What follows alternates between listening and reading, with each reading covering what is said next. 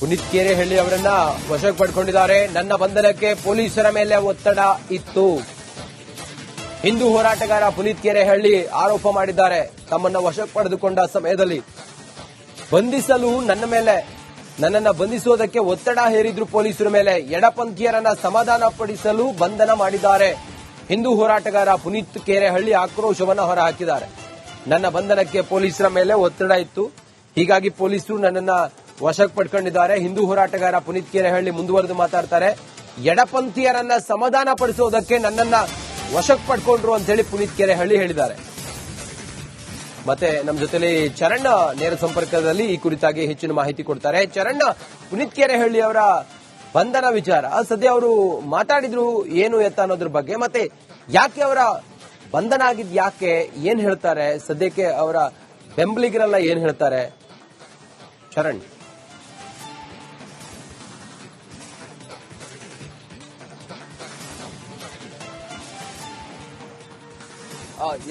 S Ranjit, ಪ್ರಮುಖವಾಗಿ ಅಕ್ರಮವಾಗಿ ಬಾಂಗ್ಲಾದಿಂದ ಬಂದಿದ್ದು ಬೆಂಗಳೂರಿನಲ್ಲಿ ನೆಲೆಸಿದಂತಹ ಒಂದಿಷ್ಟು ಬಾಂಗ್ಲಾ ವಲಸಿಗರನ್ನ ಪತ್ತೆ ಹಚ್ಚುವಂತಹ ಕೆಲಸದಲ್ಲಿ ಪುನೀತ್ ಕೆರೆಹಳ್ಳಿ ಅದರ ಜೊತೆಗೆ ಅವರ ತಂಡ ಒಂದು ಕಾರ್ಯಾಚರಣೆಯನ್ನು ನಡೆಸುತ್ತೆ. ಕಗ್ಗಲೀಪುರ, ಬೆಟ್ಟದಾಸನಪುರ ಈ ಒಂದು ಭಾಗಗಳಲ್ಲಿ ಒಂದು ಕಾರ್ಯಾಚರಣೆಯನ್ನು ನಡೆಸಲಾಗುತ್ತೆ. ಅಕ್ರಮವಾಗಿ ಬಂದಂತಹ ಬಾಂಗ್ಲಾ ವಲಸಿಗರು ಏನಿದ್ದಾರೆ ಅವರನ್ನ ಪೊಲೀಸರ ವಶಕ್ಕೆ ಕೊಡುವಂತಹ ಕೆಲಸವನ್ನ ಕೂಡ ಪುನೀತ್ ಕೆರೆಹಳ್ಳಿ ತಂಡ ಮಾಡುತ್ತೆ. ಆದ್ರೆ ಎಲ್ಲೋ ಒಂದು ಕಡೆಯಲ್ಲಿ ಈ ಒಂದು ಕಾರ್ಯಾಚರಣೆಯ ಸಂದರ್ಭದಲ್ಲಿ ನೈತಿಕ ಪೊಲೀಸ್ಗಿರಿ ಮಾಡಲಾಗಿದೆ ಅನ್ನುವಂತಹ ಆರೋಪಗಳು ಸದ್ಯ ಕೇಳಿ ಬರ್ತಾ ಇರುವಂತದ್ದು. ಬನ್ನೇರುಘಟ್ಟ ಪೊಲೀಸ್ ಠಾಣಾ ವ್ಯಾಪ್ತಿಯಲ್ಲಿರುವಂತಹ ಬೆಟ್ಟದಾಸನಪುರದಲ್ಲಿರುವಂತಹ ಒಂದಿಷ್ಟು ನಿವಾಸಗಳಲ್ಲಿ ಅಕ್ರಮವಾಗಿ ಬಾಂಗ್ಲಾ ವಲಸಿಗರು ಇದ್ದಾರೆ ಅನ್ನುವಂತಹ ವಿಚಾರ ತಿಳಿತಾ ಇದ್ದಂತೆ ಪುನೀತ್ ಕೆರೆಹಳ್ಳಿ ತಂಡ ಆ ಒಂದು ಜಾಗಕ್ಕೆ ಹೋಗುತ್ತೆ. ಜಾಗಕ್ಕೆ ಹೋಗಿ ಅಲ್ಲಿರುವಂತಹ ಅಕ್ರಮ ಬಾಂಗ್ಲಾ ನಿವಾಸಿಗಳೇನಿದ್ದಾರೆ ಅವರ ದಾಖಲೆಗಳೇನಿದೆ ಅವುಗಳನ್ನ ಪರಿಶೀಲನೆ ಮಾಡುವಂತಹ ಕೆಲಸವನ್ನ ಮಾಡ್ತಾರೆ.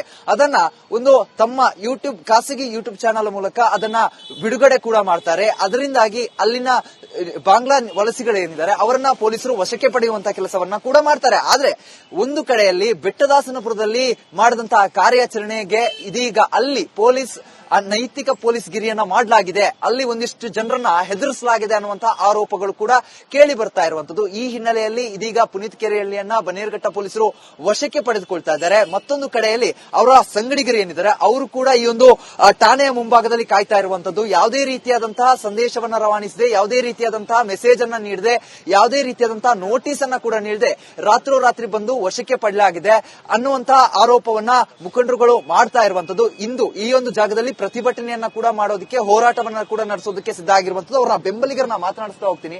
ಸರ್, ಈಗ ರಾತ್ರಿ ಎಷ್ಟು ಗಂಟೆಗೆ ವಶಕ್ಕೆ ಪಡೆದ್ರು, ಮತ್ತೆ ಏನಿದು ಅಂತ? ರಾತ್ರಿ ಸುಮಾರು ಒಂದು 10 ಗಂಟೆ ಸಂದರ್ಭದಲ್ಲಿ ಬಂದು ವಶಕ್ಕೆ ಪಡೆದುಕೊಂಡಿರ್ತಕ್ಕಂಥದ್ದು. ಅದೇ ಎಲ್ಲರಿಗೂ ಆಶ್ಚರ್ಯ ಆಗ್ತಾ ಇರ್ತಕ್ಕಂಥದ್ದು. ಅಷ್ಟು ತರಾತುರಿಯಲ್ಲಿ ಬಂದು ಬಂಧನ ಮಾಡ್ತಕ್ಕಂಥದ್ದು, ಯಾವುದೇ ನೋಟಿಸ್ ಇಲ್ಲದೆ, ಯಾವುದೇ ಇನ್ಫಾರ್ಮೇಶನ್ ಇಲ್ಲದೆ ಅಂತ ಏನಾದರೂ ತಪ್ಪು ನಡೆದಿದ್ಯಾ ಅಂತಕ್ಕಂಥದ್ದು ಮೂಲ ಪ್ರಶ್ನೆ ಇರ್ತಕ್ಕಂಥದ್ದು. ನಾವೆಲ್ಲ ಗಮನಿಸಿರ್ಬೋದೇನು, ಮೊನ್ನೆ ಏನೋ ಒಬ್ಬ ಅಧಿಕಾರಿ ವಿರುದ್ಧವಾಗಿ ಅವಾಚ್ಯವಾಗಿ ನಿಂದಿಸ್ತಾನೆ ರಾಜೀವ್ ಗೌಡ ಅಂತೇಳಿ, ಇವತ್ತಿಗೆ 5 ದಿವಸ ಆಗ್ತಾ ಇದೆ. ಆತನನ್ನ ಬಂಧನ ಮಾಡ್ಲಿಕ್ಕೆ ಅವ್ರಿಗೆ ಸಾಧ್ಯನೇ ಆಗಿಲ್ಲ. ಅಷ್ಟೇ ಅಲ್ಲದೆ ಏನು ಬಳ್ಳಾರಿನಲ್ಲಿ ಗುಂಡನ ಆರಿಸಿ ಒಬ್ಬನ ಹತ್ಯೆ ಮಾಡ್ತಾರೆ. ಇವತ್ತವರೆಗೂ ಅಲ್ಲಿರ್ತಕ್ಕಂಥ ಹತ್ಯೆಗೆ ಕಾರಣರಾದಂತ ಶಾಸಕರನ್ನಾಗ್ಲಿ ಇನ್ನೊಬ್ಬರನ್ನಾಗ್ಲಿ ಬಂಧನ ಮಾಡ್ಲಿಕ್ಕೆ ಅವ್ರ ಕೈನಲ್ಲಿ ಸಾಧ್ಯನೇ ಆಗಿಲ್ಲ.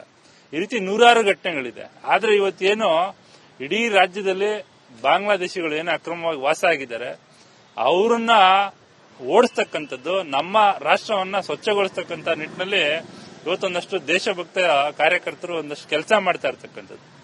ಆ ಕಾರ್ಯಕರ್ತರ ಒಂದು ಉತ್ಸಾಹವನ್ನ ಕುಂದಿಸಬೇಕು ಅಂತೇಳಿ ಇವತ್ತು ಏನು ನಮ್ಮ ರಾಜ್ಯದಲ್ಲಿ ಸೋಗಲಾಡಿ ಜಾತ್ಯತೀತವಾದವನ್ನ ಮಾಡ್ಕೊಂತ ಬರ್ತಾ ಇದ್ದಾರೆ ಹಲವಾರು ಜನ.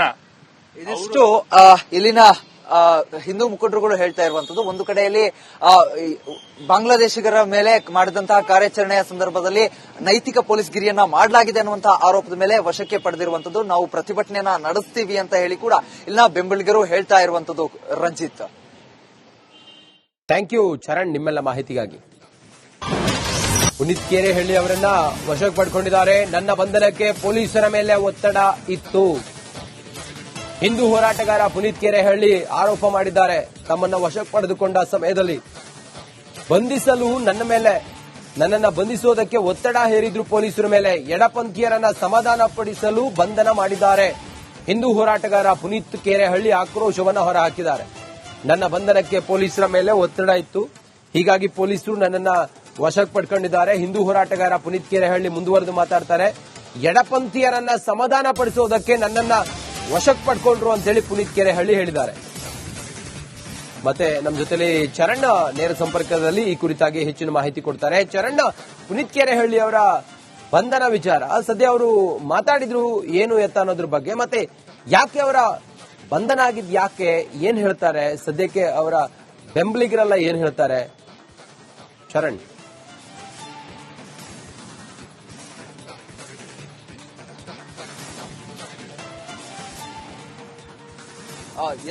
ಎಸ್ ರಂಜಿತ್, ಪ್ರಮುಖವಾಗಿ ಅಕ್ರಮವಾಗಿ ಬಾಂಗ್ಲಾದಿಂದ ಬಂದಿದ್ದು ಬೆಂಗಳೂರಿನಲ್ಲಿ ನೆಲೆಸಿದಂತಹ ಒಂದಿಷ್ಟು ಬಾಂಗ್ಲಾ ವಲಸಿಗರನ್ನ ಪತ್ತೆ ಹಚ್ಚುವಂತಹ ಕೆಲಸದಲ್ಲಿ ಪುನೀತ್ ಕೆರೆಹಳ್ಳಿ ಅದರ ಜೊತೆಗೆ ಅವರ ತಂಡ ಒಂದು ಕಾರ್ಯಾಚರಣೆಯನ್ನು ನಡೆಸುತ್ತೆ. ಕಗ್ಗಲೀಪುರ, ಬೆಟ್ಟದಾಸನಪುರ ಈ ಒಂದು ಭಾಗಗಳಲ್ಲಿ ಒಂದು ಕಾರ್ಯಾಚರಣೆಯನ್ನು ನಡೆಸಲಾಗುತ್ತೆ. ಅಕ್ರಮವಾಗಿ ಬಂದಂತಹ ಬಾಂಗ್ಲಾ ವಲಸಿಗರು ಏನಿದ್ದಾರೆ ಅವರನ್ನ ಪೊಲೀಸರ ವಶಕ್ಕೆ ಕೊಡುವಂತಹ ಕೆಲಸವನ್ನ ಕೂಡ ಪುನೀತ್ ಕೆರೆಹಳ್ಳಿ ತಂಡ ಮಾಡುತ್ತೆ. ಆದ್ರೆ ಎಲ್ಲೋ ಒಂದು ಕಡೆಯಲ್ಲಿ ಈ ಒಂದು ಕಾರ್ಯಾಚರಣೆಯ ಸಂದರ್ಭದಲ್ಲಿ ನೈತಿಕ ಪೊಲೀಸ್ ಗಿರಿ ಮಾಡಲಾಗಿದೆ ಅನ್ನುವಂತಹ ಆರೋಪಗಳು ಸದ್ಯ ಕೇಳಿ ಬರ್ತಾ ಇರುವಂತದ್ದು. ಬನ್ನೇರುಘಟ್ಟ ಪೊಲೀಸ್ ಠಾಣಾ ವ್ಯಾಪ್ತಿಯಲ್ಲಿರುವಂತಹ ಬೆಟ್ಟದಾಸನಪುರದಲ್ಲಿರುವಂತಹ ಒಂದಿಷ್ಟು ನಿವಾಸಗಳಲ್ಲಿ ಅಕ್ರಮವಾಗಿ ಬಾಂಗ್ಲಾ ವಲಸಿಗರು ಇದ್ದಾರೆ ಅನ್ನುವಂತಹ ವಿಚಾರ ತಿಳಿತಾ ಇದ್ದಂತೆ ಪುನೀತ್ ಕೆರೆಹಳ್ಳಿ ತಂಡ ಆ ಒಂದು ಜಾಗಕ್ಕೆ ಹೋಗುತ್ತೆ. ಜಾಗಕ್ಕೆ ಹೋಗಿ ಅಲ್ಲಿರುವಂತಹ ಅಕ್ರಮ ಬಾಂಗ್ಲಾ ನಿವಾಸಿಗಳೇನಿದ್ದಾರೆ ಅವರ ದಾಖಲೆಗಳೇನಿದೆ ಅವುಗಳನ್ನ ಪರಿಶೀಲನೆ ಮಾಡುವಂತಹ ಕೆಲಸವನ್ನ ಮಾಡ್ತಾರೆ. ಅದನ್ನ ಒಂದು ತಮ್ಮ ಖಾಸಗಿ ಯೂಟ್ಯೂಬ್ ಚಾನೆಲ್ ಮೂಲಕ ಅದನ್ನ ಬಿಡುಗಡೆ ಕೂಡ ಮಾಡ್ತಾರೆ. ಅದರಿಂದಾಗಿ ಅಲ್ಲಿನ ಬಾಂಗ್ಲಾ ವಲಸಿಗಳೇನಿದ್ದಾರೆ ಅವರನ್ನ ಪೊಲೀಸರು ವಶಕ್ಕೆ ಪಡೆಯುವಂತಹ ಕೆಲಸವನ್ನ ಕೂಡ ಮಾಡ್ತಾರೆ. ಆದ್ರೆ ಒಂದು ಕಡೆಯಲ್ಲಿ ಬೆಟ್ಟದಾಸನಪುರದಲ್ಲಿ ಮಾಡಿದಂತಹ ಕಾರ್ಯಾಚರಣೆಗೆ ಇದೀಗ ಅಲ್ಲಿ ನೈತಿಕ ಪೊಲೀಸ್ ಗಿರಿಯನ್ನ ಮಾಡಲಾಗಿದೆ, ಅಲ್ಲಿ ಒಂದಿಷ್ಟು ಜನರನ್ನ ಹೆದರಿಸಲಾಗಿದೆ ಅನ್ನುವಂತಹ ಆರೋಪಗಳು ಕೂಡ ಕೇಳಿ ಬರ್ತಾ ಇರುವಂತದ್ದು. ಈ ಹಿನ್ನೆಲೆಯಲ್ಲಿ ಇದೀಗ ಪುನೀತ್ ಕೆರೆಹಳ್ಳಿಯನ್ನ ಬನ್ನೇರುಘಟ್ಟ ಪೊಲೀಸರು ವಶಕ್ಕೆ ಪಡೆದುಕೊಳ್ತಾ ಇದ್ದಾರೆ. ಮತ್ತೊಂದು ಕಡೆಯಲ್ಲಿ ಅವರ ಸಂಗಡಿಗರು ಏನಿದ್ದಾರೆ ಅವರು ಕೂಡ ಈ ಒಂದು ಠಾಣೆಯ ಮುಂಭಾಗದಲ್ಲಿ ಕಾಯ್ತಾ ಇರುವಂತದ್ದು. ಯಾವುದೇ ರೀತಿಯಾದಂತಹ ಸಂದೇಶವನ್ನ ರವಾನಿಸದೆ, ಯಾವುದೇ ರೀತಿಯಾದಂತಹ ಮೆಸೇಜ್ ಅನ್ನ ನೀಡದೆ, ಯಾವುದೇ ರೀತಿಯಾದಂತಹ ನೋಟಿಸ್ ಅನ್ನ ಕೂಡ ನೀಡದೆ ರಾತ್ರೋರಾತ್ರಿ ಬಂದು ವಶಕ್ಕೆ ಪಡೆಯಲಾಗಿದೆ ಅನ್ನುವಂತಹ ಆರೋಪವನ್ನ ಮುಖಂಡರುಗಳು ಮಾಡ್ತಾ ಇರುವಂತದ್ದು. ಇಂದು ಈ ಒಂದು ಜಾಗದಲ್ಲಿ ಪ್ರತಿಭಟನೆಯನ್ನ ಕೂಡ ಮಾಡೋದಕ್ಕೆ, ಹೋರಾಟವನ್ನ ಕೂಡ ನಡೆಸೋದಕ್ಕೆ ಸಿದ್ಧ ಆಗಿರುವಂತದ್ದು. ಅವರ ಬೆಂಬಲಿಗರನ್ನ ಮಾತನಾಡಿಸ್ತಾ ಹೋಗ್ತೀನಿ. ಸರಿಗ ರಾತ್ರಿ ಎಷ್ಟು ಗಂಟೆಗೆ ವಶಕ್ಕೆ ಪಡೆದ್ರು, ಮತ್ತೆ ಏನಿದು ಅಂತ? ರಾತ್ರಿ ಸುಮಾರು ಒಂದು 10 ಗಂಟೆ ಸಂದರ್ಭದಲ್ಲಿ ಬಂದು ವಶಕ್ಕೆ ಪಡೆದುಕೊಂಡಿರ್ತಕ್ಕಂಥದ್ದು. ಅದೇ ಎಲ್ಲರಿಗೂ ಆಶ್ಚರ್ಯ ಆಗ್ತಾ ಇರ್ತಕ್ಕಂಥದ್ದು. ಅಷ್ಟು ತರಾತುರಿಯಲ್ಲಿ ಬಂದು ಬಂಧನ ಮಾಡ್ತಕ್ಕಂಥದ್ದು, ಯಾವುದೇ ನೋಟಿಸ್ ಇಲ್ಲದೆ, ಯಾವುದೇ ಇನ್ಫಾರ್ಮೇಶನ್ ಇಲ್ಲದೆ ಅಂತ ಏನಾದ್ರೂ ತಪ್ಪು ನಡೆದಿದ್ಯಾ ಅಂತಕ್ಕಂಥದ್ದು ಮೂಲ ಪ್ರಶ್ನೆ ಇರ್ತಕ್ಕಂಥದ್ದು. ನಾವೆಲ್ಲ ಗಮನಿಸಿರ್ಬೋದು. ಮೊನ್ನೆ ಏನೋ ಒಬ್ಬ ಅಧಿಕಾರಿ ವಿರುದ್ಧವಾಗಿ ಅವಾಚ್ಯವಾಗಿ ನಿಂದಿಸ್ತಾನೆ ರಾಜೀವ್ ಗೌಡ ಅಂತೇಳಿ, ಇವತ್ತಿಗೆ 5 ದಿವಸ ಆಗ್ತಾ ಇದೆ. ಆತನನ್ನ ಬಂಧನ ಮಾಡ್ಲಿಕ್ಕೆ ಇವ್ರಿಗೆ ಸಾಧ್ಯನೇ ಆಗಿಲ್ಲ. ಅಷ್ಟೇ ಅಲ್ಲದೆ ಏನು ಬಳ್ಳಾರಿನಲ್ಲಿ ಗುಂಡನ ಆರಿಸಿ ಒಬ್ಬನ ಹತ್ಯೆ ಮಾಡ್ತಾರೆ.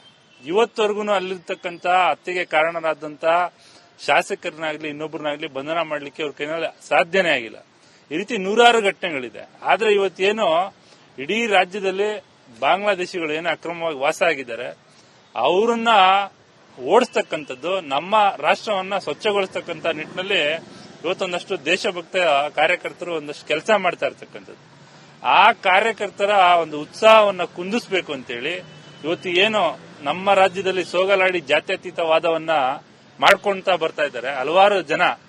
ಇದಿಷ್ಟು ಇಲ್ಲಿನ ಹಿಂದೂ ಮುಖಂಡರುಗಳು ಹೇಳ್ತಾ ಇರುವಂತದ್ದು. ಒಂದು ಕಡೆಯಲ್ಲಿ ಬಾಂಗ್ಲಾದೇಶಿಗರ ಮೇಲೆ ಮಾಡಿದಂತಹ ಕಾರ್ಯಾಚರಣೆಯ ಸಂದರ್ಭದಲ್ಲಿ ನೈತಿಕ ಪೊಲೀಸ್ ಗಿರಿಯನ್ನ ಮಾಡಲಾಗಿದೆ ಅನ್ನುವಂತಹ ಆರೋಪದ ಮೇಲೆ ವಶಕ್ಕೆ ಪಡೆದಿರುವಂತದ್ದು. ನಾವು ಪ್ರತಿಭಟನೆಯನ್ನ ನಡೆಸ್ತೀವಿ ಅಂತ ಹೇಳಿ ಕೂಡ ಇಲ್ಲಿನ ಬೆಂಬಲಿಗರು ಹೇಳ್ತಾ ಇರುವಂತದ್ದು. ರಂಜಿತ್, ಥ್ಯಾಂಕ್ ಯು ಚರಣ್, ನಿಮ್ಮೆಲ್ಲ ಮಾಹಿತಿಗಾಗಿ.